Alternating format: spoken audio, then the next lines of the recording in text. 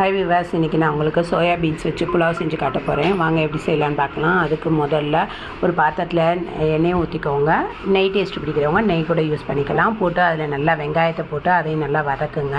அங்கே வெங்காயம் வதங்கிறதுக்குள்ளே ஜாரில் இஞ்சி, பூண்டு, பட்டை, கிராம்பு, அப்புறம் பிரிஞ்சி இலை இது எல்லாத்தையும் போட்டுக்கோங்க. போட்டு அது கூடவே தக்காளியும் போட்டு அதை நல்லா அரைச்சிட்டு இங்கே வெங்காயம் நல்லா ப்ரௌன் ஆனவுடனே அதில் இந்த அரைச்ச விழுதையும் கொட்டி அதை நல்லா கொதிக்க விடுங்க. அது நல்லா கொதி வந்ததுக்கப்புறம் நான் பச்சையாக இருக்கிற பீன்ஸை வாங்கிட்டு வந்து அதிலேருந்து தோலெல்லாம் உரித்து பயிர் மட்டும் எடுத்து வச்சுருக்கேங்க.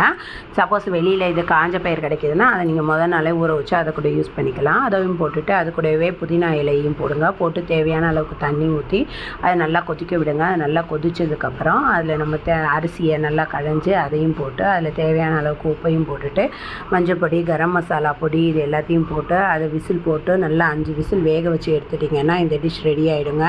இது சாப்பிட நல்லா டேஸ்ட்டாகவும் இருக்குது, வித்தியாசமான டேஸ்ட்லேயும் இருக்குங்க. இது எப்படி இருக்குன்னு நீங்கள் செஞ்சு ட்ரை பண்ணுங்கள்.